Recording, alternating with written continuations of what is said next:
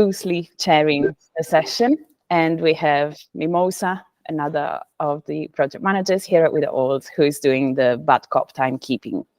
So she will make sure that everybody sticks to the schedule. So essentially, this is the second of these types of sessions that we have done this year. Is a new thing, which we have developed in order to foster even more direct connection between our TNP partners and in general our network festivals and the artists that we have supported over the years. We are mindful of the fact that not always everybody can see the work, or sometimes there's work on the catalogue that has been touring for a long time and new people come and join the networks. So we thought that it was nice to have a space, relatively informal, meant to be supportive, in which mutually festivals and artists can find out more about each other. That's one important aspect that we wanted to keep in mind. The idea is not for this to be a pitching session in which the artists are asking for being taken on, but that's the reason why the festivals present as well, because we wanted it to be an equal field in which you both get to know about each other. Festivals can explain what they focus on, how things work for them, which is useful information for the artists as well when they decide about their touring. So that's in a way the spirit of what these sessions are. The previous one that happened in January has been really great and really lovely, and they have been so popular that we've needed to put on a third date. We were originally planning on having only two, while there's going to be a third one in March, and people continue to subscribe. So perhaps we'll look at expanding it even further. But once more, it's lovely to see the engagement that comes through the various families in a way over the Olds, because the artist support and the festival networks are the two halves that make up this group. So it's great to have more of that direct connection. We, as I say, have Dom, who's going to chair this. We have 8 artists presenting and 3 festivals presenting today. If everybody sticks to the schedule, we will have a little break in between. And the idea is that festival artists present for 5 minutes, which allows for 2 minutes after that for Dom to ask a question about the work, so that there's also a conversational element to it. But when the 7-minute slot is over, whether there's been a question or not, Mimosa will let you know. So yeah. I think that I can hand over to you, Dom. Yeah. I think it's worth adding. Back in November, Without Walls Network Partnership met in Barnsley, and we played a get to know you game about what work people had seen.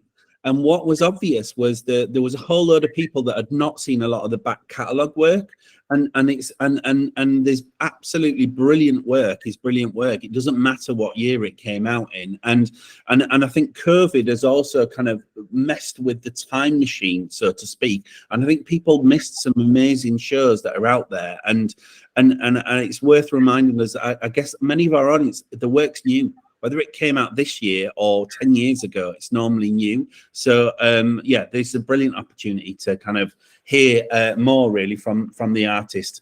We will need to stick to kind of time really, but how you use that time is kind of up to you. If we've got any time at the end, if there are any burning questions, to pick them up, or, you know, what I'd encourage, speak to each other, book in a session, speak to the artist, talk more beyond there. So brilliant. I think if we've got her, it's Helen that's going from Cocoloco that's going to be going first. Helen, are you out there?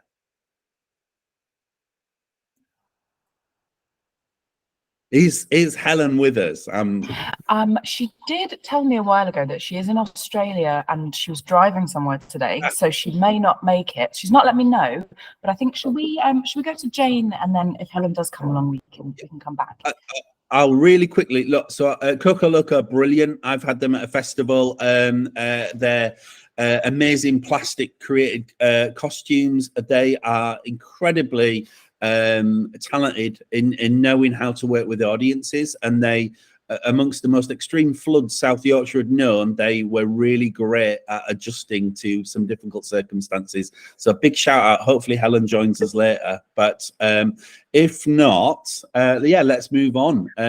Jayne, are you ready to kind of seize the moment? Yeah, I'm ready. Ready? Yeah. Really? Hi, everyone. And I think I've got some slides, haven't I? Yeah. They should magically appear with Oh, the amazing. okay. Right. Okay. So yeah, we've been touring the family. Here we go. Catwalk Extravaganza. Probably for about 4 or 5 years. It started as an indoor show, and we did an outdoor version for Without Walls. Here we go, it's loading. Yeah, so the family, oh, I don't think, yeah, this is it. Yeah, there we go. So the family catwalk is aimed at young people and their families. The show asks the audience to bring their glamour and come together in a fabulous celebration of self-expression.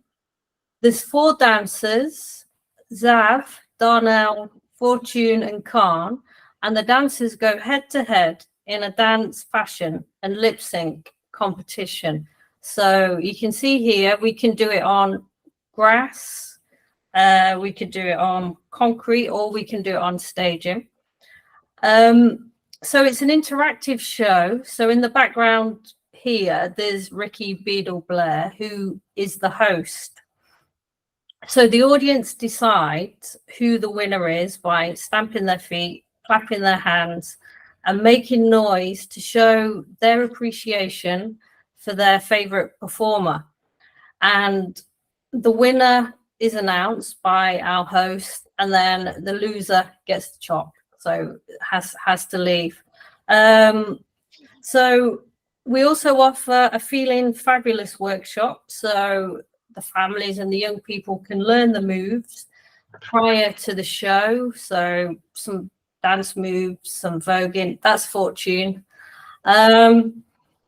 Yeah, so it needs a PA because we bring music, and lighting's optional, and it's about 30 minutes. There's a cast of 5, and we tour with a production manager. So here we go. You can see the glamorous costumes. We got another. Yeah, here you go. This is the dance workshop here. So it's the Feeling Fabulous workshop. So the audience learned some basic Vogue dance, strike a pose. Darnell, and then is there another slide? Yeah, that's the end where they're announcing the winner, and I think that's it. Jayne, I had the absolute delight of seeing this show at Timber Festival in the summer, and it is brings amazing joy and inclusivity, and on the back of that, we've programmed it at Festival of Thrift, and it's it's a delightful piece, really, actually, and I think bringing joy to people. I cannot understate how important that is in certain places. And yeah, it's a lovely piece. It was so much fun it's quite intergenerational, that sharing that experience together, actually. So yeah, love the work. I guess, are there any challenges that you see around presenting the work? We haven't. Obviously, the wind and the rain is a challenge, but we've toured it for 4. I think this is its 4th year, and it's it's all gone very well, and the feedback's been great. No, apart from the outdoor rain, things you can't.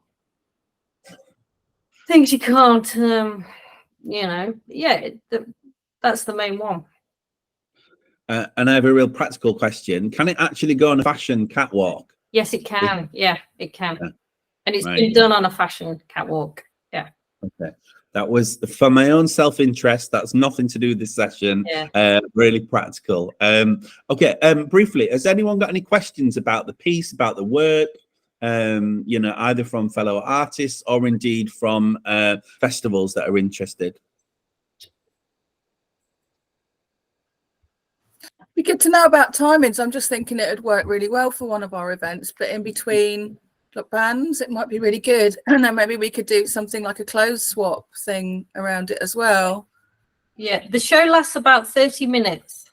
Does it? Could it be split up into like 2 sections though, maybe, or something like that? Do you think? So 15 minutes and then 15 minutes. We've never done that. It might break the show up a bit, but yeah, we could maybe talk about it. Sure. Okay, that'd be really interesting. Thank you. I like that. I like this. You know, it's always a balancing act about adapting shows, but actually sometimes that conversation's critical because people might not be programming a piece because they don't see it as fitting into there. When actually, if you have the conversation, the adaptations can be made. And my experience is that, you know, people are brilliant at actually trying to work and sometimes get inspired by that. You know, I think we showed As the World Tipped at Wentworth Woodhouse a few years ago, and we added in a piece that they then kept because it needed to be made a little bit more contemporary in that regard. So I guess it's a note to all of us, be it artists or festivals, that actually often we can work around that. And it's really nice to hear, Jayne, that might, you know, be an option. Actually, and I think it could work in those 2 sections. Almost, it might build the hype a bit more. Yeah, hold the suspense. Who's won? Find out after this. Cliffhanger and a bit of EastEnders drums or whatever. Mimosa, how are we doing on time? I was just about to try and find a little space to jump in and say that's your time. So perfect. Thank you so much, Jayne. Again, pick up conversations outside of this space if you've got them. Right, brilliant. I think we're moving on to Fiona, who is from Super Culture, if you're here.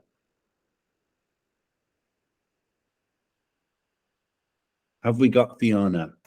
Oh, no. Maybe I don't see her in the chat. Again, let's move on to the next person, and then if she joins us later, we can come back. Brendan, are you here? Yep. Fantastic. Yeah. Right, Studio Go. Brendan, are you okay to kind of go with your new slot? I am, yes. I don't know why my camera's not showing, but hopefully my slides will. There we go. Hello. I am. I missed, sorry. Oh, you got my slides there. Brilliant. Shall I just call when to move on? Yeah. Okay. May as well first one in, please. So I'm Brendan Walker. I'm the founder director of Studio Go. We work in the, I suppose, the tradition of the fairground. We turn good mechanical rides, existing mechanical rides, into amazing experiences. Now, the first ride on the left, the virtual reality swings, which were originally commissioned as part of Without Walls. Can't remember the year, not 97, sorry. Yeah, way back in the day. At least, even before Without Walls, you start Without Walls. It's a heritage piece. We've toured UK, Europe, North America, Korea with this piece. There's currently a version of it touring in Australia, and then also produced with the aid of a Blueprint Award from Without Walls. We have our virtual reality Twister on Brighton Palace Pier, which currently doesn't tour, but we're looking at touring models for that particular one. So you get the idea. We basically create virtual reality experiences that sit on top of existing rides. We're all about performance, spectacle, experience, and importantly, accessibility. So people know how to go on swings. They know how to go on fairground rides. And it's all about the visual artwork and progressing the tradition of the fairground visual arts. But I thought I'd tell you a little bit more about the background. Sorry, next slide, please. I thought I'd tell you a little bit more about how we actually operate as a studio.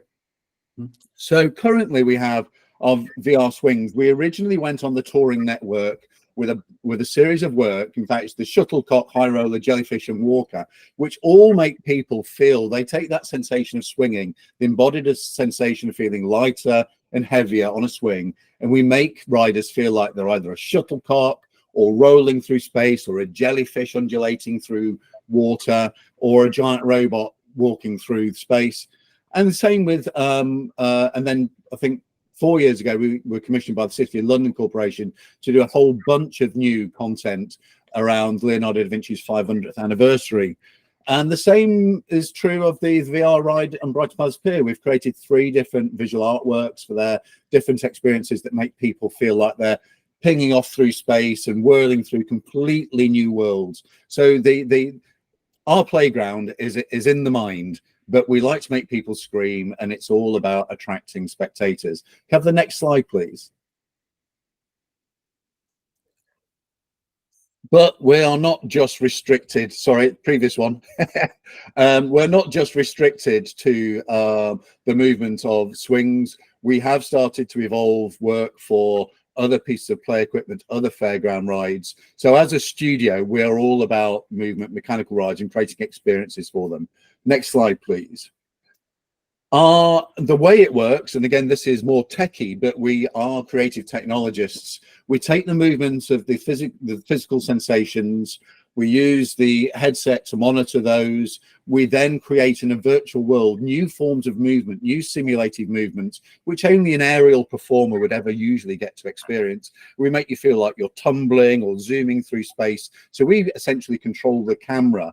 Now, the important part of that in the virtual world, and next slide, please, is that we can then populate that world with all sorts of content. So we're now starting to work with other visual artists. So we have a project in the offing in Australia working with Aboriginal artists with Adelaide Festival.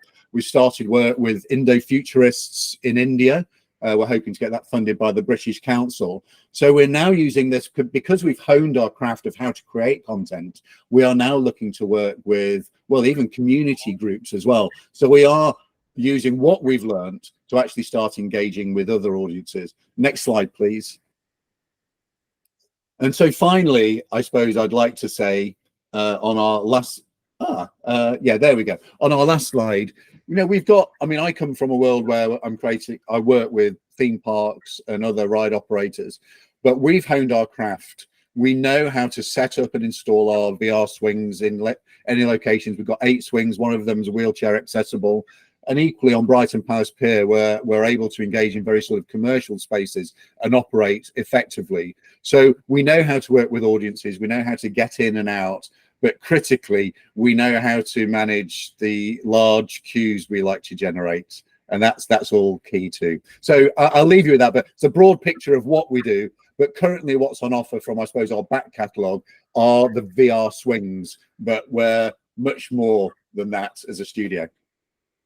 Brendan, that is brilliant. And I had the delight of seeing VR swings at Leeds Light Night a few years ago, and it was in the train station. Yeah. And I think one other thing worth adding, and it is certainly key for certain works, is there is a performance in the work itself. So not just those queuing going to have the experience, which, you know, is highly desirable, but especially in Leeds train station on a Friday night, it became a whole other performance for everyone that was going in and out of the train station.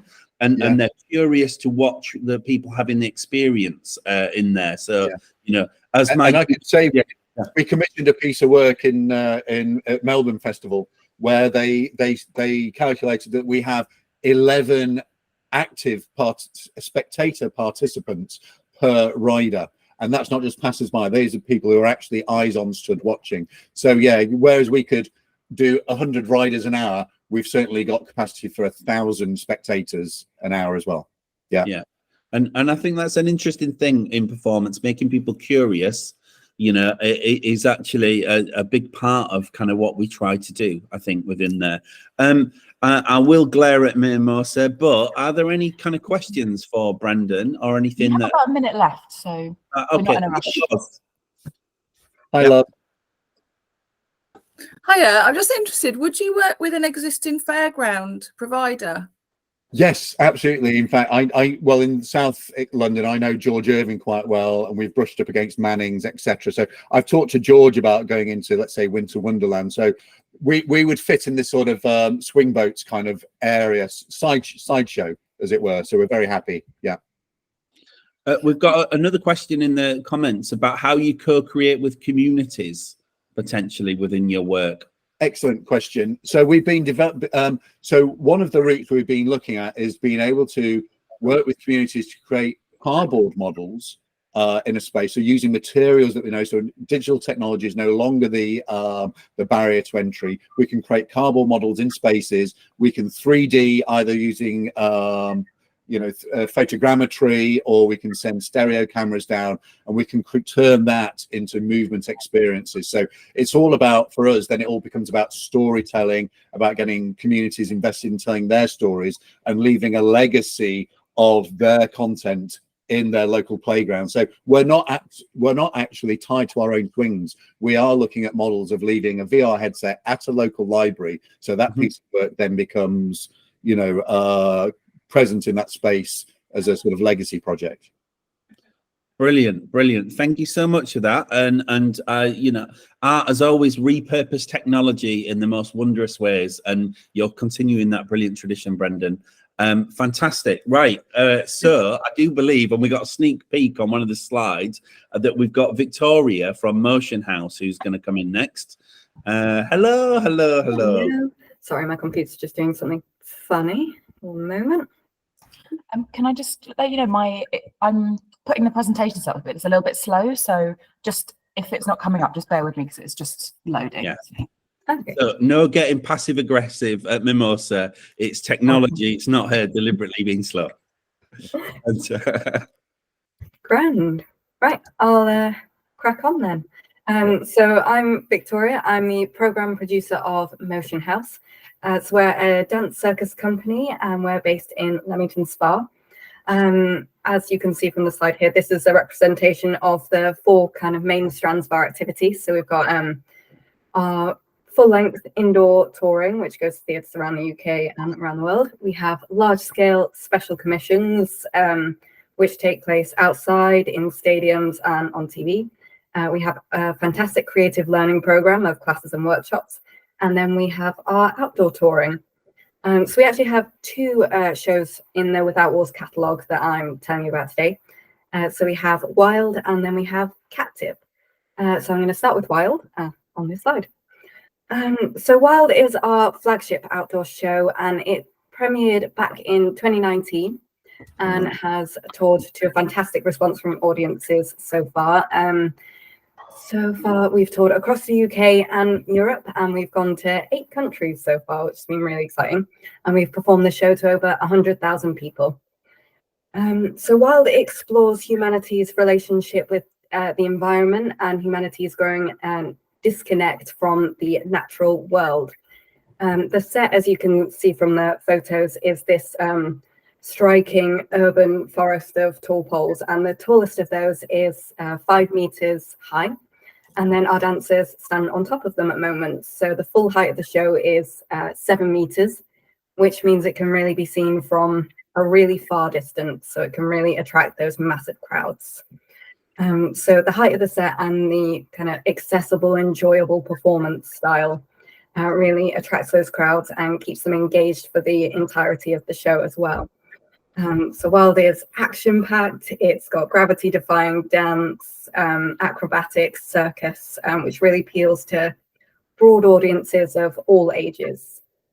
With Wild, we have an easy read available, and we also offer audio description at all of our UK performances. And that we tour with a wobble board that's got a QR code on it, and audiences can just scan that and listen to it on their own devices as well. If we can head over to the next slide. Perfect. So I thought I'd run you through the practical information. Wild is 45 minutes long, and it can be performed up to twice a day with a suitable gap in between. We're on the road with 8 to 9 people generally. Wild also needs a really flat, level playing surface, so it can't be performed on grass or cobbles unless staging is provided. And the playing space needs to be 10 by 10 meters with a height of 7 meters. We can drop down to 8 meters if we're performing on a stage. Setup time is 2 hours with 1 hour of warm up, and then takedown is 1.5 hours plus cool down time. We don't tour with a PA, so we need that to be provided, and security as well to stop anyone playing on our large poles. The show is designed to be watched on 3 sides, but where we've got really big crowds. I went to a fast last year in Strasbourg, and we had about 4,000 people watching some of the shows, and it ended up going around all sides. And you get a great view from behind, but it is designed to be watched on those 3 sides. So that's Wild. We'll head over onto Captive on the next slide. So Captive premiered way back in 2013 and has been touring since then. So Captive has been all around the UK and Europe, and it's also toured to North Africa, South Korea and America. Captive has 4 performers in it who explore human relationships in captivity in this large cube that we tour. It's inspired by Rilke's poem, The Panther, and it has evolved over the years, and last year we started adding in more of the dance circus skills that our dancers have been developing. We also introduced new costumes, so you can see in the top photo, that's how it's looking at the moment. And I believe that might have been at Whirler Gig, so quite recently. In terms of practical information, while Captive is 25 minutes long, and like Wild, it can be performed twice per day with a gap. We tour with 5 to 6 people, and again, it does need a flat level playing surface, so we need to be on a stage if it's on grass or cobbles. Slightly shorter setup time for Captive, 45 minutes with 40 minutes to warm up, and takedown is also 45 minutes. The cube itself is 3 by 3 by 3 meters, and then the dancers stand on top of it at moments. So you do have a great view in those large crowds where it goes quite far back. Yeah, and this show is designed to be watched on all 4 sides. Next slide, please.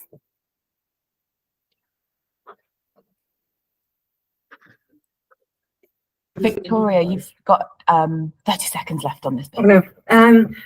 We can provide workshops with any of our shows. It's something I'm really keen to expand this year, engaging audiences more in that, because we do have fantastic reputation for delivering workshops to all ages and abilities. So if that's something you're interested in exploring as well as self shows, I can talk about a full package. If you want to hear more, please do reach out. As Dom said, it's good to get chatting. Please drop me an email or give me a call on the Motionhouse number that you can find on Google. Brilliant, and Victoria's brilliant to work with. We had Wild last year, and it's a great piece of work if you want to get those bigger shared moments for audiences, which I think many places are trying to get, because there are often people curate their own journey around a festival, but actually to have moments where more higher numbers come together is really quite nice. So thank you so much for that, Victoria. I think the next person is me. And you'll be pleased to know I have no slides, and I'm just winging it in that sense because I didn't send my slides in. So I'm being transparent on that. So Festival of Thrift. Festival of Thrift. So I'm the co-creative director of Festival of Thrift, along with Tanya Steinhäuser. And we took over in October 2022. The festival was established in 2012, and its kind of first outing was led by Stella Hall, who some people will know, the amazing Stella, who ran it for 10 years. And in that time, it was in 2 locations. It was started as a kind of bit of a kind of regeneration towards a beautiful, well, this is a contradiction, but kind of like industrial estate that had been taken over and getting repurposed. And they wanted to engage the community. And along with the founders, Wayne and Geraldine Hemingway, the Festival of Thrift as a concept was born. And I think it was really quite innovative at that time, really to thematically focus around promoting sustainable living and all the things that kind of connect with that. So it kind of fast forward, it's moved around. We're based up in the Tees Valley, that not many people know where that is. partly because it's gone through an identity crisis of being Teesside, Tees Valley, Cleveland, Yorkshire, County Durham. So it's kind of got this mixed thing. But if I say basically it's a kind of Middlesbrough, Stockton-on-Tees, or Surf, as many of you will know, it's that area, and it's made up of 5 kind of local authorities that make up a combined authority. So we've just moved into our 3rd. We're this festival that kind of moves around. So we started in Darlington, then we went when the steelworks shut, and we moved into Redcar and Cleveland, and now we're in our 3rd home, which is Billingham, Stockton-on-Tees. And we were brought over by the local authority, who also runs Surf Festival. So we're just down the road at a place called Billingham, and Billingham is the place where nylon fabric was invented by ICI. It's where the biggest non-meat maker is. Quorn's giant factory is there. It's one of the biggest energy users in the entire country because of heavy industry. So it's a really interesting place for us to be, actually. And it used to have a whole town with underfloor heating that they got rid of about 25 years ago, which now looks like madness. Anyway, Festival of Thrift, it's 2-day festival that is attracts between 30 and 50,000 people over those 2 days. It is made up of kind of traders, workshops, performances, projects, other organizations. We hold space, if you like, in order to engage people around sustainability, climate change, the natural environment, and actually, shared ownership as a community, shared moments, as I referred to before. We program arts work because it's one of the best ways of translating some of those themes and issues, because they're failing to be translated in other areas. That's why we get some of the support and backing in there. We are a member of the Touring Network Partnership, but we also do commissions. We have pots to contribute towards that. And thematically, that is the kind of work that we're looking for. We're always open to partnership and conversations. And, and again, we want to make sure things that kind of fit within what we're trying to do. And our festival has evolved a little bit, I guess, since we've come in. We've tried to theme different areas of it. So we're looking at the moment, we're doing a project called Warm Grain, and we're looking at the future of food and how we feed the planet with some of the challenges around there. So that's where we're looking at developing work. We're also, which is kind of separate to this, we're starting to make some of our own work. So we're launching a thing called the Institute of Thrifty Ideas, and making bits of work that we feel that are not there thematically for us, and that allows us to program them in our festival, but also to offer them to other festivals and other communities that may be interested in them. And that's, that has basically been one of the evolutions that we're starting to look into. That really is a kind of whistle-stop tour. We have a base in Stockton-on-Tees, a shop unit that we've taken over, and yeah, that I'm not going to say any more. Are there any questions about Festival on Thrift? Or for me? No questions. I came to it last year, and I loved it, and it had a really lovely community vibe and a real sense of pride, and it wasn't preachy at all. It was a really fantastic event. So yeah, congratulations. Really nice. Oh, that's brilliant. Sarah, Trist, you had a question. Yeah, sorry, I'm microphone off. Are there plans to move again, or are you in Billingham now? That's a really good question. So we have a 3-year agreement with Stockton-on-Tees local authority, who poached us away from Redcar and Cleveland, and that's got 2 more years to run on it. Beyond that time, we don't know. And again, it will depend on the economics of making it work. So one of the key catalysts for us moving was the fact that we were going to get investment from the local authority, and they saw it as expanding what their cultural offer was. That's why we're kind of in Billingham. It's been really interesting. I think where we were before in Kirkleatham was a walled garden at museum. Lovely, very different to Redcar. But it ended up, a lot of the audience were already engaged. And I think what we found at Billingham is about 45% of people that are coming and not so engaged with those issues, and might be going, well, sustainability and are probably more preoccupied with cost of living. But for us, that's a more interesting place to be, and having those conversations actually within that. I'm looking at Mimosa, but any other questions before I have to censor myself? I think that might be a good place to leave it. I would suggest let's take a 5-minute break, and then Helen, we missed you at the beginning, but we can fit you in now after the break. So let's come back at 43, and we'll go with Helen from Cocoloco. Great. Lovely.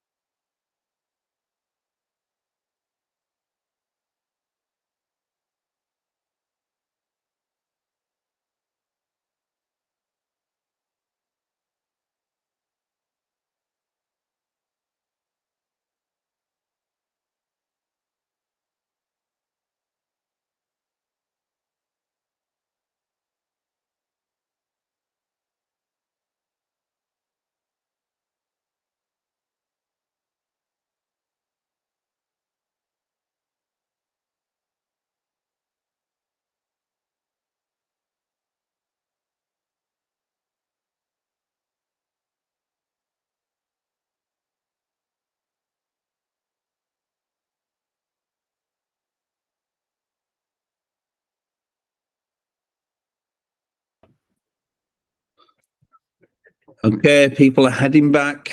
Get that last mouthful of coffee or whatever it is. I think we're going to go with Helen, aren't we? Mimosa, are you able to backtrack and get those slides up of the lovely Cocoloco? I have got those. Helen, you are have. you there? She's there but frozen. Is she? Oh, you're on mute, Helen.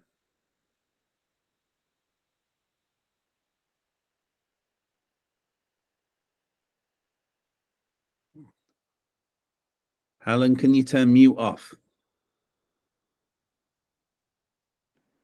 Ah, sorry, I was being a nincompoop. That's all right. We like nincompoops. Oh, many apologies. I'm on the road in South Australia, and it's my timing wasn't perfect, but I'm here. There's no need to show off. You just talk about the work. Okay, so Cocoloco, we're very, very old. We've been around for a long time. We specialize in mostly anarchic, sort of eye-catching, quirky, funny, peripatetic performances, which we do all over the world, she says, showing off. But we also do site-specific work. We just did a new project which is called Shangri-La, where we were embedded in the community, and we set up, we investigated the philosophies around utopianism. And we sort of presented quite a solid piece of work, sort of a sideshow piece, which was a participatory theatrical event working in Great Yarmouth. And that was extremely successful. And hopefully we're going to be touring that to around Denmark and Sweden, because Jens loved that, and Tussauds Festival. Here, the shows that, actually, that's weird. That picture that's come up is at Thrift. We did Willy and Wally for Stella Hall at Thrift. That's Willy and Wally, which is where our necks are up. We're up to our necks in mountains of plastic, but we carry on clowning. We talk a lot of rubbish, and we do sort of multi-dimensional. We do a melange of vaudeville, slapstick. We do dramatic monologue, and we do quite poignant climate change dialogue, and we sing and we do jokes, and we try to get across the message. We try to use our work to talk about important subjects, but in a way which is palatable, so that I suppose we're considered fairly, highbrow as far as you can be on the street. We try to make our work text-based, but we're fully aware that not every occasion is suitable for text, and therefore we might just move into mime or music or clowning. Here in Australia, where we are at the moment, we've just created a brand new work, which is Push Me, Pull You, where we're a two-headed llama. It's a sort of, we investigate the possibility of cooperation and compromise in a seemingly impossible situation. It's a tribute to Dr. Dolittle, the character. We just did that last night, which is why I'm late, because we were driving to our next gig, where we're going to be doing Mafia Wedding, which is a very organic piece where my beautiful young age player, the daughter of the Don. I'm heavily pregnant and I have to find a husband. So we find the husband and the bridesmaid and the priest and the congregation and the surgeon in the audience. That's what we'll be doing tomorrow morning. And then our other work is we do cabaret, Alice and Alice, which is a piece which works as cabaret or as a performance piece, as in roving around the streets. And Madame Bonbon and Nobby. We got so many pieces. I've only just brought up the pictures of Willy and Wally, because that's the one piece which was supported by Without Walls, and that's probably our most political piece. But we work a lot with the community. We do a lot of workshops. We often, when we're employed, we might be asked to do a huge work where we can work with emerging artists and create something. We work with refugees. I speak a few languages, so we can embed ourselves in different communities and sort of, let our practice be informed by the community, which is great. And everyone sort of knows us because we've been around forever, really. Does anyone have any questions? Well, I would just add, I think you made a really good point, Helen, which is, yes, people are talking about the Without Walls work a little bit here, but actually, each artist has a rich back catalogue of projects or other work. And actually, I would encourage people to have conversations about that and to look beyond Without Walls, because actually that piece that might fit best may be elsewhere within that. Helen, I was singing your praises when I programmed you a rainy, wet, flooded Wentworth Woodhouse was As the World Tipped, and you were brilliant. And I think that the piece is very sculptural. And I like work that actually, you know, it visually kind of adds to what the experience is within there. So you see it from quite far away. But yeah, any other quick questions for Helen that people might have? No, I'll talk then while you all try to find a question. What we find is that we can, we're very good at adapting to festivals. So if there is a remit, we can meet that remit. We never need to stick within the box. We're very Trevor is being funny. He's playing Australian bird song to make you all feel extremely jealous. Come and say hello to everybody, Trevor, because no one wants to answer me and ask me any questions. Here's Trevor. Hello, everyone. Hello. Have you found Helen a husband yet? You know, to be the father of the mafia baby. Yeah, you were just saying that you're the Don in the mafia, and that's what we're doing tomorrow. Got to find me a husband. Yes, that's the idea.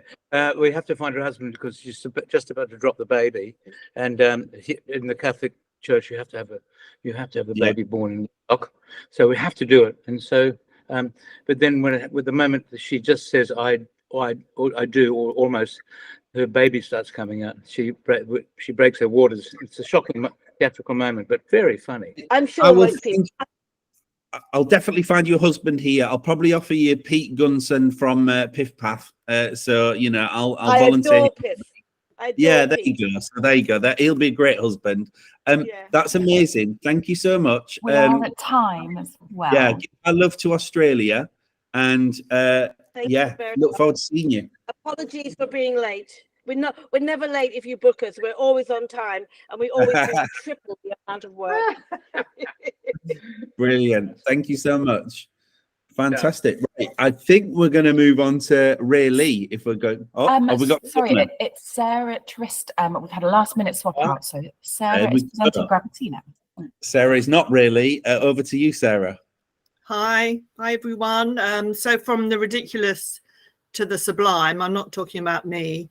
I'm a full-time tour booker, and my company, Sara Trist Dance Management Agency, represents artists who are working in the outdoor field, indoor environments, and sometimes in both.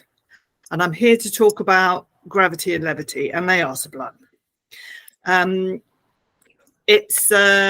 The company was founded by Lindsay Butcher, and she is a mature artist who has established herself in indoor settings as well as outdoor settings as a dancer and an aerial artist. This piece that was commissioned by, or was received support from, Without Walls, originally began life as an indoor piece. It's a gentle abseiling duet, originally created by choreographer Finn Walker and composer Ben Park in 2004. And it was performed at the very beginning, and still is, by Lindsay with her longtime collaborator, Lee Claydon. So with the support of Without Walls, Norfolk and Norwich commissioned Gravity and Levity to reimagine the work with the same creative team and cast 15 years on. So it was commissioned in 2019 and was one of the first performances to happen after the pandemic in 2020. So it was on in the Greenwich and Docklands International Festival in September that year. So in the piece, the two performers are using their shared weight and a real sixth sense for one another to explore themes of life and loss and surrender and acceptance against a a haunting soundtrack of music and spoken word. And of course, they are using their abseiling skills and duetting to create a really beautiful, thoughtful performance. It's 22 minutes long. They have a custom built vertical ground supported truss structure, which they use in other pieces. For example, in Crawdaddy, which is also available.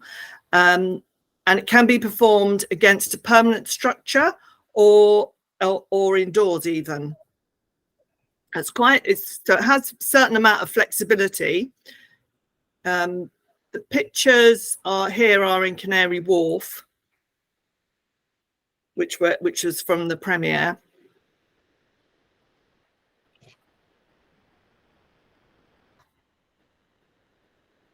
And I think what I really love about this work is the relationship between the two artists. You really feel their connection, even though it's quite, I suppose, spectacular in a sense. It has that intimacy that really drives the audience connection with the artists. It has been performed quite extensively in 2022 and 23. For example, it was at the Inside Out Festival and at the Bloomsbury Festival.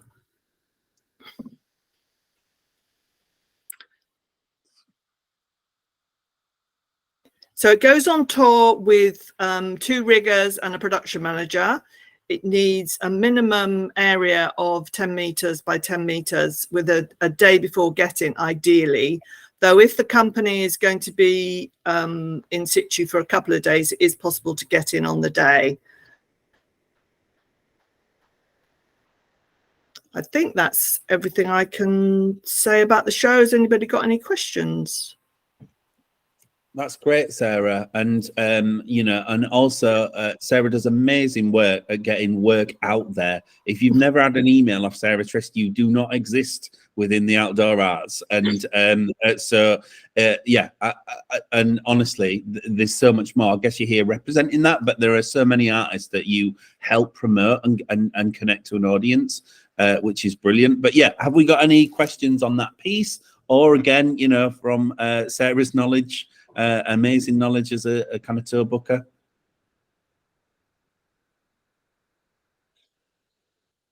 Was that the hand mimosa running out of time? No, I was just moving my light because it was a bit Okay, glary. that's fine then. Okay, all right. Really briefly, what's the rough cost, Sarah?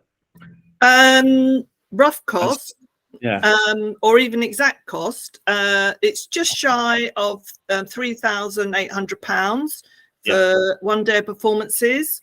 Over 2 days, £5,100 plus expenses. Yeah. So the other show that's in the company's repertoire is Crawdaddy. Mm-hmm. Great, fantastic. That's brilliant. Thank you so much for sharing that. And yeah, I think we'll move on. Again, please pick up if you've got questions or interest to hear more about the artists or the work. Yeah, follow those up outside of the session. Thank you very much, Sarah. Right, I think we're now going to move on to Anthony from Company Chameleon. Anthony, are you there? I am there. Can you see me? Brilliant. Brilliant. So, hi everyone, I'm Anthony, as has just been mentioned. I am co-artistic director of Company Chameleon. So we're a Manchester-based dance theatre company established in 2007. We make work for theatre, for outdoors. We work in museums, libraries, galleries, in mental health secure units, in prisons, in schools, FE, HE, in all sorts of contexts. We are the dance development organisation for the city region. So we have a beautiful building with a few studios and a small theatre that we've just started programming. We had a company from Hong Kong last week, TS Crew, which was brilliant. From our studios, we do all sorts of professional classes, community programs, classes for children and young people. We have a couple of youth companies, and we also have a raft of artist development programs. So that's everything from intensives to residencies, workshops around anything from lighting design to marketing, fundraising, absolutely all sorts of stuff. Our outdoor works, so we've been making outdoor works pretty much since we conceived the company, and that was really to try and introduce dance as an art form to the kinds of people myself and the co-director grew up around, who basically would never go to see that kind of stuff. So it was a way for us to go, let's take it to the kind of people that we grew up around, who I think will really get something from this. So we've got 8 pieces in our rep, 7 of which are touring again this year. I'd say, how to describe it, they're highly physical, but incredibly human. I think they're very relatable and easy to understand, to read, and to really feel. You know, they show a lot of strength and power and skill, like serious skill, but also beautifully delicate and vulnerable. We kind of like to take audiences on a real ride and journey. So just talk through 3 that are in the Without Walls back catalogue. So Of Man and Beast is work for 5 men. It's all about male group behaviour, and like I said before, there's loads of flavours in it. Some of it's quite stupid, funny. Some of it's really forceful and slightly like, oh. And then some of it is just really delicate and soft and beautiful. It's a really powerful and moving show. The next one is Witness This. I think that's what's on the slide. Yeah, that's all about the co-director. It's an episode he had in his life. He has bipolar disorder. He had a big crisis at some point. And this work was kind of him trying to process all of that and look at the impact that it had on friends and family, but look at it from a broader context. So this work's been out quite widely, and yeah, it's great. And the last one to reference is one that we made a long time ago, Push. For those of you that know this piece, it's kind of been considered a bit of a classic of outdoor arts as far as dance goes. You'll notice that there's 2 females in it, which it's not made as a female duet. It was made as a male duet back in 2011, I think. It's toured all over the world. It's still going out. We get asked for it year on year, like the same with a lot of the other works. But yes, for the first time ever, we're making it as a female duet. So that will debut out in Korea in May. Currently in the studio rehearsing it, and it's looking brilliant. So even if you've had it before, you'll see it in a different way if you take it again. I think that's probably close to my 5 minutes. That's brilliant, Anthony. Absolutely. I didn't know you worked in prisons. That's why I started my career in a company called Geese Theatre, working in the criminal justice system. I'm just going to, I was in a meeting with Andrew Loretto of Hat Fair the other day, and he made this point of how amazing outdoor arts has been for dance, actually. Yeah. And doing exactly what you say, which is your, you know, taking dance to new audiences, which is brilliant. Absolutely brilliant. And I think it demystifies it all, and it's kind of, you know, it helps break away from this elitist perception it's had for a long time. And it's yeah. And I think, you know, the beauty of it, everyone can understand it. It's one of those basic human instincts. It's one of the first things we ever did. So I think at a deep level, people can read it. Yeah, absolutely. And I think it makes them curious. So they're kind of also drawn into it, even if it does seem a bit strange initially at the beginning. They kind of, it captures them in a way, and that's the beauty of live performance generally. So yeah, fantastic. Any other questions for Anthony and Company Chameleon? No, okay. Well, what people should be asking you is, it's amazing that you've got a work that was made in 2011 and that's still touring. And I think for all of us to make work that is sustainable and that actually can stay alive, and Without Walls is great for doing that, but actually we need to make it happen more. I think some brilliant work gets made and it disappears, or it's not found to be sustainable. And I think it's a different conversation, maybe for another time, but how do we make work that is going to last 5, 10, 15 years, actually? Because the new audiences are still there, the new countries, as you said, and new ways of adapting it. And that was what was lovely about Push, is that that's now going to be an all-female cast within there. And shows can take on a completely different perspective depending on the casting and who's in there or what the story is within that. So Anthony, that was brilliant. Thank you so much for that. I think we're now moving on to another festival. So Sophie, Crawley's Creative Playground. Are you there, Sophie? I am. I'm here, Dominic. Thank you. Fantastic. Hello, everybody.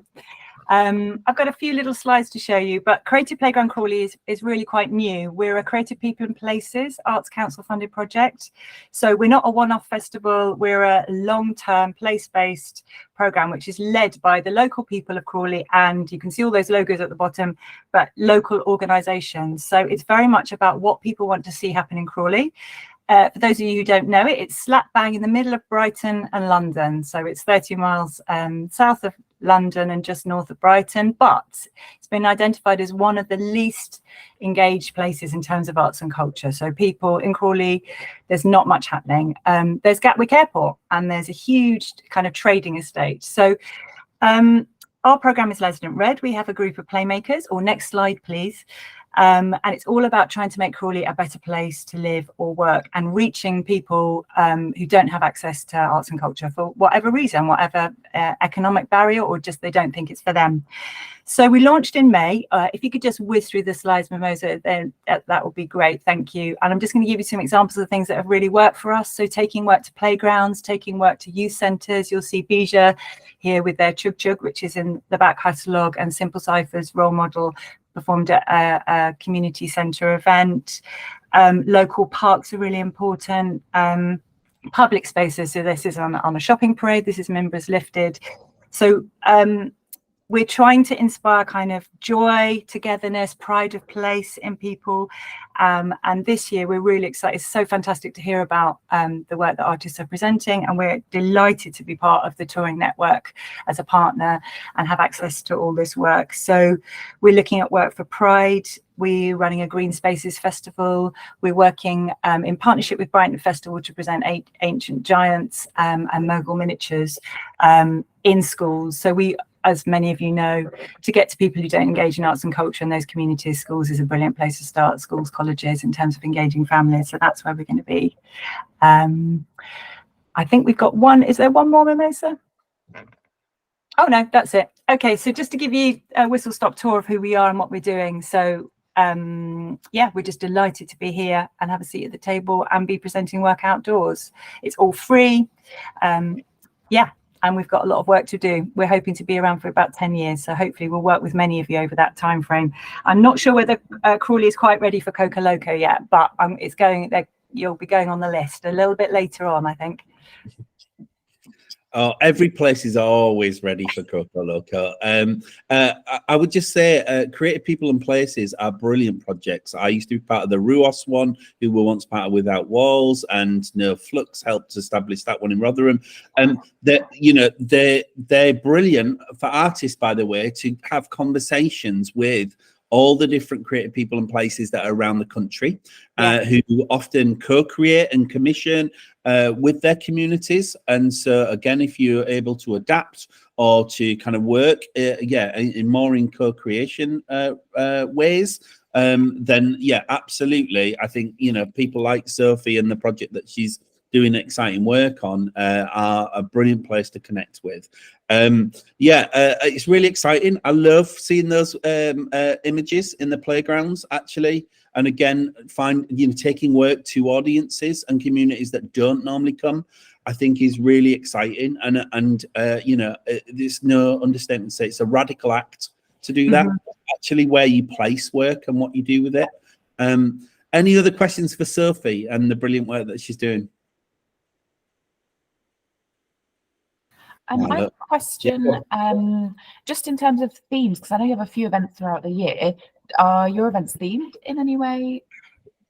They're quite loosely themed. They're around the kind of values that we've set with local people about what they want to see in terms of improvements in their town. A lot of it is quite generic at the moment. It's about brightening up dark spaces. It's about bringing people together. It's about, so one of our festival in Tilgate Park is really about trying to get local residents to come to that place. It's a beautiful green space with a huge lake, but a lot of the local residents don't see it as theirs. They don't go there. So a lot of the work is around encouraging people to come in. So it's quite wide, the themes at the moment, but we're just at the beginning of a journey. So, if people have got work that they think might suit in terms of joyful togetherness and create a kind of sense of pride of place, it's very cross art form. We're commissioning murals at the moment. A lot of CPPs start with work that has longevity, that's visible, like murals, which kind of make a very bold statement about what you're doing. But those interrupting, the works that kind of interrupt daily life that people just come across and encounter is what's so exciting. So really, really delighted to be programming kind of across a wide range of themes. I think it's brilliant. And again, I think there's a really important point that's made there around placemaking. And the outdoor arts probably is one of the main catalysts being used as a tool for placemaking. And I know we're going to be moving on to Pif-Paf, but I know Pete's done work where they've literally been taking work into those communities for some of the creative people and places to engage those people that wouldn't normally come to said big festival over here. So again, kind of think differently about actually some of the work doesn't necessarily need to be in a festival. There may be someone willing to do it to engage a particular community that doesn't normally get anywhere, let alone festivals. Fantastic. Right. I am aware of time. I'm getting a thumbs up. Right. Pif-Paf. Give us a big smile, Pete. Oh, no. Sad face. Hello, everybody. Can you hear me? Yes. Hello, everybody. I'm Pete from Pif-Paf. We are... Oh, who's working? The images are in no particular order. We're a smallish company based in Sheffield. We do sort of summer, small scale, 2-3-hander shows, and winter sort of tech-led sound and light installations, and those two sort of work sort of bleed across each other, which is a nice thing happening in outdoor arts at the minute. Lots of sort of light stuff happening in the summer, and then people taking more shows into winter work.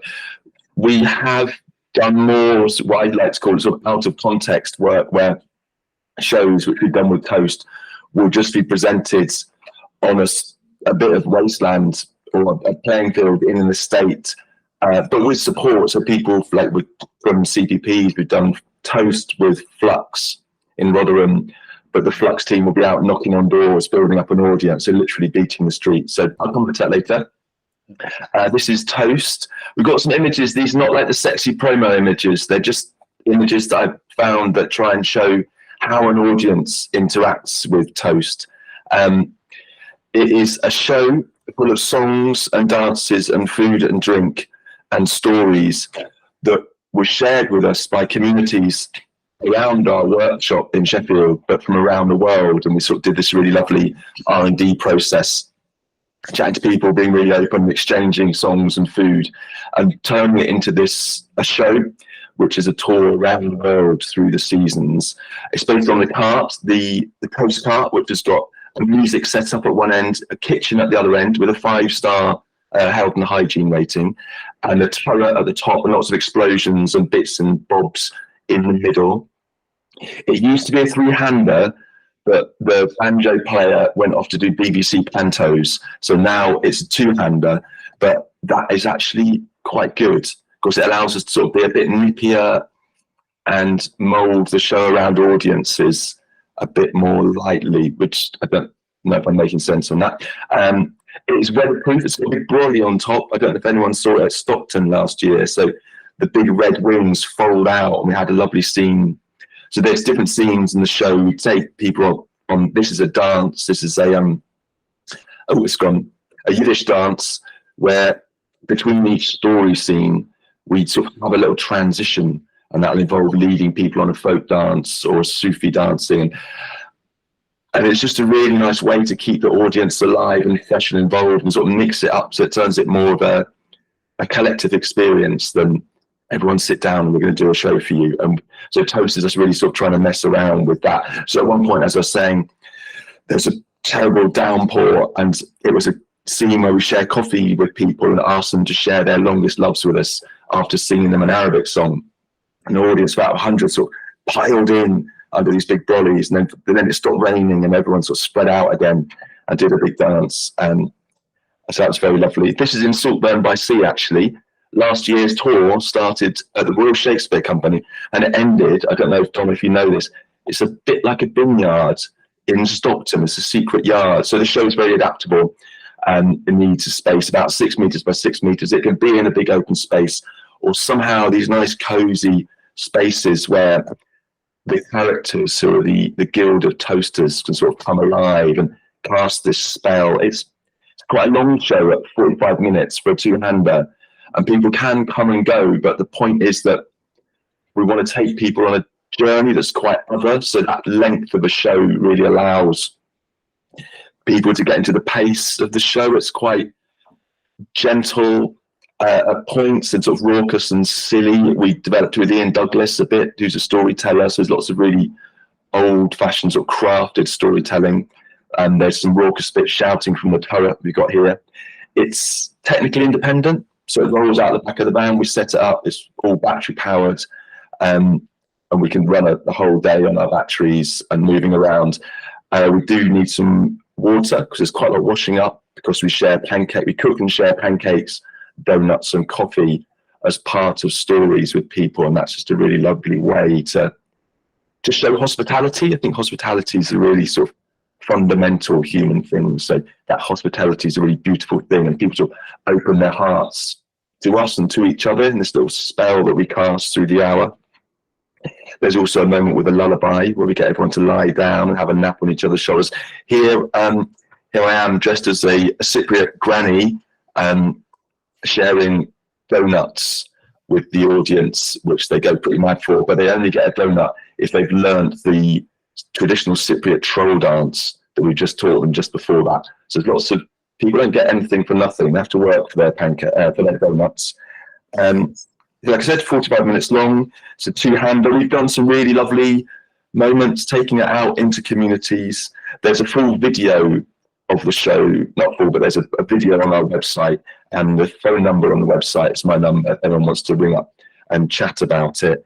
There's 5 languages in the show, and that's got a really lovely reception, particularly with sort of Arabic audiences, sort of learning Arabic songs and the sort of the background around the songs. And you just really see different communities coming alive when we perform the show, which is a real joy, and really the aim of the show. We wanted to make a company and a body of work that just increases community cohesion, because we think that's really important, and we think we've succeeded in this show. I don't know how much time I've got. Yeah, Most has turned the camera off. She doesn't care anymore. So I'm delighted. Well, we've got a couple of minutes. I'm delighted we've programmed you, Pete. Your relentless chasing me's paid off. You've ground me down to, but I'm joking. I would echo a couple of points that Pete's made. Site locations of work can really have a massive impact in terms of what the experience for the audience is.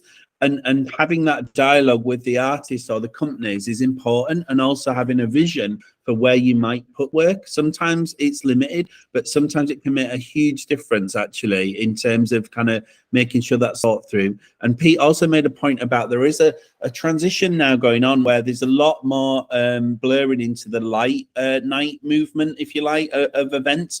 And it's worth thinking about adapting your work or speaking to artists about adapting work for the nighttime. Many will be thinking about it.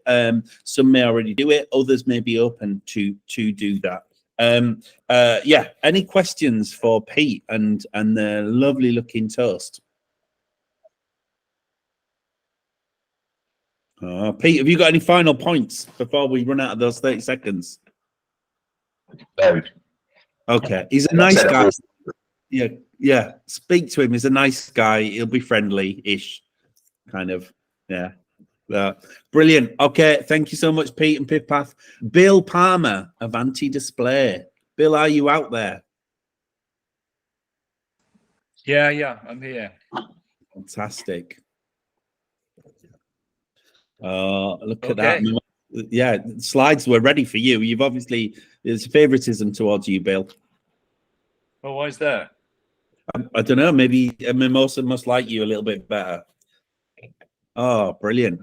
Okay, so hello everybody, I'm Bill Palmer. It was going to be Pascal Straighten who made the show with me doing this today, so I've got a bit of a script that I might stick to because she wrote it. But I just wanted to say that, yeah, like other people, we've got many other shows that we tour and many other kinds of work that we do. One that we still tour was made in 1995. So that's just to put a bit of context on the history of street arts when you're talking about your shows that have been touring for years. And that has been around the world several times. So the ones I'm going to talk about today are the ones that Without Walls have supported and that are in the catalogue. This show, Crow, has been supported with a Blueprint Award and with the Production Award. But in fact, what we did is we made two shows. So I'm going to speak really about two shows today, Crow and the one that we imaginatively called A Bit of Crow, which originally we thought would be a kind of a trailer for during the daytime, but it has in fact turned into a, excuse me, a small-scale show in its own right. So it's two separate shows. We're talking about Crow and A Bit of Crow. So I'm going to read out this bit that Pascal wrote. So Crow is a show with 5 performers. It's designed to take place at twilight in that kind of liminal time of day. It's a bit weird. It's a bit unsettling, but ultimately it's wonderful. At first, it presents itself as a music concert, with a technician grappling with faulty equipment and 3 musicians arriving for the gig. But as the light fades, the atmosphere changes and a strange veiled woman arrives with a basket of squawking crows. The live musical score is interrupted by ridiculous acts of conjuring. There's a sense of danger and jeopardy. Reality seems to warp, and when darkness falls, video projection, absurdist poetry, and a haunting soundscape lean the audience into dreaming about eggs, the beginning and the end, the world and all of its stuff. Although it's quite a technical show, it's actually self-contained and requires little support from the producers. We have another couple of slides, Mimosa. So this is Crow. It's got some, towards the end of the show, some projections. So the second piece is The Bit of Crow, which is the daytime offering. It's a show with 3 performers designed to slot into any daytime program and perform on any surface. The show takes the form of a musical cabaret. 3 musicians perform a series of daft, melancholic numbers, each accompanying a strange routine. An onion is cut, tears are shed, hugs are shared, the audience are laughing, but they're not sure why. It echoes much of the poetry of the nighttime show, but with no technical support. It's able to be more responsive to the crowd and to the moment. So those are the 2 pieces. I've sent out, or Pascal rather has sent out touring packs and links for all, both of these shows, and you should all have had those. All the people, all the associate networks should have had them. If you haven't, please get in touch. There'll be a couple of gigs that we'll be announcing later in the year, which are not within the Without Walls network, but are in unusual spaces. There'll be more September or October. So if you want to get a ticket, they're not secret gigs, but if you want a ticket, maybe you should. They will be ticketed in some way. It might be a free ticket. I'd just like to speak a little bit about the team, because like with all Avanti's work, I like to work to create a team for a project. And this is a really exceptional team. And I'm so lucky to have managed to keep them together for this project. So we've got Pascal Straighten, who I'm sure a lot of people know through Red Herring and her shows that she creates, and with her work with Jack, with Ridiculousness, with Ramshackalicious, and also with Pete. Simo Wu is an incredible cellist who's played for loads and loads of theatre companies and pop bands. She's an improviser, and who knew? It turns out she's really funny as well. She's got a fantastic comic presence. Seeming To is described as the voice of the 21st century by Radio 1. Got no idea why she works with me, but she's an amazing composer, singer and pianist. And Chris Squire, you'll know through his work with Impossible Arts, video projections, and his work with IOU. So it's quite a kind of stellar group. And the show is, although started by me, is actually made by this group of people. It's a kind of collective obsession and collection of their obsessions. So they're very much in demand, these people. So they're together for this year. I don't know if I can keep them together for another year. That's really all I had to say. The touring pack says everything else. There are testimonials in there. There are video links. There are all the other stuff that you would need, the technical requirements of the show. So that's 5 minutes. What I'd like to do is to put it, and what I will do is just put into the chat, if I can figure out how to do it, a link to a piece of music, because it just occurred to me that what we could do with at the end of this session is a theme tune. And I noticed that as I was last, maybe, although it might crash the internet if everybody clicks on the link, it's a 2-minute, 20-second link of a studio recording from the show. And it's really beautiful. So if you want to do it now or later, anyway, Right. copy it and do it later. It'd be a nice thing for you to do. Bill, that's brilliant. I think you the Avanti displays is brilliant. We've got Dom in the chat is saying that I saw Crow in Norwich a year ago and it's an experience that has stuck with me. Funny and moving. I loved it. So, you know, again, you kind of any work that does stick with you, I think, as you know, is a credit to the makers that have kind of constructed and devised that. There's another really interesting point there, and if I put my festival programmer's hat on, and you're saying it with Crow there, Bill, but is self-contained work, or as Pete said, you know, where work comes with all its stuff. You know, in a real practical session, everybody's been hit by the cost of living, and production costs have astronomically gone up. And work that is able to be self-contained or comes with it as part of it, you know, I think is becoming more and more appealing to some festivals in terms of that, because they're not necessarily having the budget to bring in the other production on top. It's not possible for everything, but I think it's an interesting point to share. And the other one is to be thinking around, you know, and this is an area for all of us, is sustainable touring and how we do that in a more sustainable way. Again, I think it's going to be a growing area in terms of what people look to in terms of when they're measuring the impact of their events or festivals. Any final questions before we go and enjoy the theme tune for today's session? Okay, brilliant. Well, look, what I would do is I would encourage you to talk to people or artists or festivals that have inspired you in this session, the previous one, or the one that's coming with Helen Jones, I think, in March. I would say these are brilliant to keep having these, because there are always new festivals and new organizations appearing that actually this is completely new, or new work that is emerging from all the talented artists that are present today. So yeah, please, you know, get in touch with each other. Likewise, if you need to get in touch with me about anything. Without Walls staff, is there anything else you want to share? Thank you to you for coordinating and making this run smoothly. Well, no, yeah, just thank you to you for being the most friendly and welcoming host. And we were commenting that you should be a TV host, really. Oh, really? Oh, yeah. Sure. The way in which you were going, are you there, was just really bringing it together. No, but seriously, thank you so much for supporting doing that. And mostly thank you to the artists and the festivals who presented. I was just noticing how incredibly eloquent everybody is. It's wonderful to hear about the work, considering that the craft really the artists have is that of performing, but the bringing into context is really wonderful and inspiring. So thank you, really, everybody. There's a few messages of thank you in the chat as well. We are really glad if this is useful and helpful, and if that brings more bookings and more connections among all of you. That's all we're here to do. So thank you very much. I think that's wonderful. Thank you for the timekeeping, Mimosa. That was spot on. And thank you, everybody, for bearing with that. I mean, the timekeeping is for fairness more than anything, to make sure that everybody has their time. Have a lovely rest of your Friday. We were talking of being in Friday mood earlier. And the next one of these is on the 13th of March. There's another group of artists and festivals, but just like today, it is great to have people joining just to listen and observe.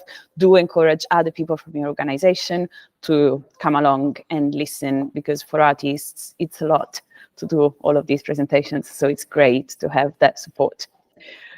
Wonderful. Thank you again, Dom. Thank you, everyone. Thank you, everyone. Again, the work comes alive when you hear about the process and who you've collaborated with and what's within that.